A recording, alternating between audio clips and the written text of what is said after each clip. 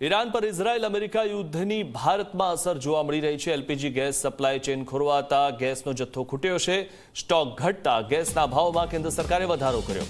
Gas એજન્સીઓ બહાર gas bottle સાથે લોકોની લાઈનો લાગી છે। ગેસ એજન્સીઓના સંચાલકો મનમાની કરતા હોવાનો પણ આરોપ લગાવવામાં આવ્યો છે। બુકિંગ ન થતા અને ગેસ બોટલ ન મળતા હોવાનો પણ આરોપ લગાવવામાં આવ્યો છે।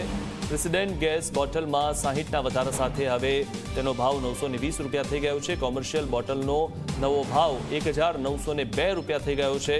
ત્યારે સૌથી મહત્વની વાત એ છે કે ઓઇલ તો મળી રહ્યું છે, એટલે કે પેટ્રોલ ડીઝલ તો મળી રહ્યું છે, પરંતુ જે રાંધણ ગેસ છે તેની તકલીફ પડી રહી છે। વર્ષો પહેલા આ પ્રકારની લાઈનો જોવા મળતી હતી, જ્યારે લોકો ગેસનો બોટલ નોંધાવવા માટે પણ લાઈનોમાં લાગતા હતા અને તે લેવા જવા માટે પણ ઘણીવાર લાઈનોમાં લાગવું પડતું હતું અને તે જે દ્રશ્યો છેલ્લા ઘણા સમયથી દૂર થઈ ગયા હતા, કારણ કે બધું જ ઓનલાઈન થાય છે, બુકિંગ ઓનલાઈન થાય છે। મહત્વની વાત એ પણ છે કે અત્યાર સુધી જે 15 દિવસ બાદ બીજો બાટલો નોંધી શકાતો હતો તેમાં પણ હવે વધારો થઈ ગયો છે ને હવે 21 દિવસ બાદ બીજો બાટલો નોંધી શકાશે। એટલે કે સંયુક્ત પરિવારમાં જે રહેતા જે લોકો હોય છે તેમના માટે મુશ્કેલી વધારે છે।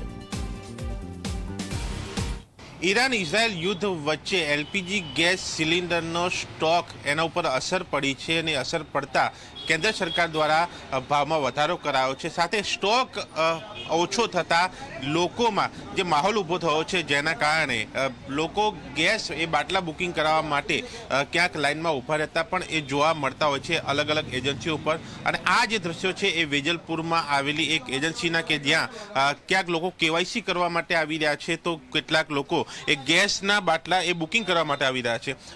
અહીંયા જે આવનાર લોકો સાથે વાત કરીશું, આપ શેના માટે આવ્યા છો? આ ગેસ બુકિંગ કરાવવા માટે। ગેસ બુકિંગ કરવા માટે? હા। અરે 2 મહિના પછી મને બાટલા મળતો નહીં, બાટલો નહીં મળતો। થાકી ગયા, મારે સરખેજમાં લેવાનો હતો તો અહીંયા ભાગીને આવ્યો લેવા માટે, લાઈનમાં ઉભો ક્યારથી। હા, એટલે સ્ટોક જતો રહેશે એટલે શું લાગે છે તમને? સ્ટોક જતું રહે છે। અત્યારે 10 ફોન મેં કર્યા પણ ઉપાડ્યા જ નહીં। કાલનો ફોન કરું છું, કાલના ફોન ઉપાડતા નથી। કાલ તો રવિવાર હતો, આજે ફોન 10 ફોન કર્યા તોય ઉપાડતા નથી। સ્ટોક ઓછો છે એટલે આવ્યા છો? હા, છે જ નહીં બાટલો।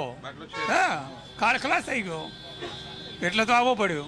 બાટલા નહીં મળતા મને, તો બુકિંગ કરાવો તો નહીં મળતો, મહિના ભર થઈ જાય। 15 દિવસ બુક કરાવો તો મળે, ફોન કરું ઉપાડતા નથી।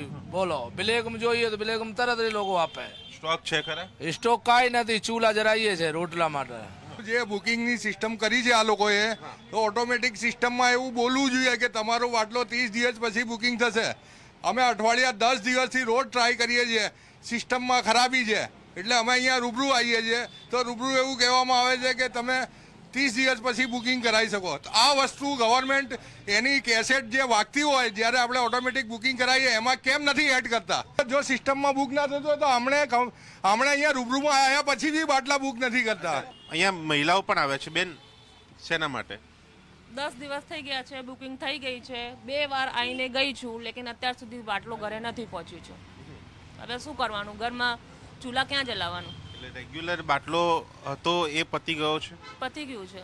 આ એજન્સી દ્વારા કહેવા રહ્યું છે કે એમની પાસે પોતાની ટ્રકો હોવાથી સ્ટોક પૂરતો છે, પરંતુ જે પાસે ટ્રક નથી એ લોકો પાસે સ્ટોકમાં ક્યાંક અછત જોવા મળી છે। ત્યાં કસ્ટમર હેરાન પરેશાન થઈ રહ્યા છે, પરંતુ જે પ્રકારની સ્થિતિ લોકો કહી રહ્યા છે કે એમને એ બાટલા નથી મળી રહ્યા, ચૂલા સળગાવવા પડી રહ્યા છે, જે એ જ બતાવે છે કે યુદ્ધની અસર એ ગ્રાઉન્ડ લેવલ ઉપર એ લોકોના ઘરોમાં એ દેખાતી શરૂ થઈ છે, કે જ્યાં લોકો ડિમાન્ડ કરી રહ્યા છે કે ગેસની બોટલ મળે, એ સિલિન્ડર મળે। અને કોમર્શિયલ ગેસ ઉપર હાલ આ અસર સૌથી વધારે છે, કારણ કે એટલા માટે એજન્સી કહી રહી છે કે કોમર્શિયલમાં એ સ્ટોક ઘટ્યા છે, ત્યાં એક અંકુશ લાવવાની એક સ્થિતિ ચાલી રહી છે।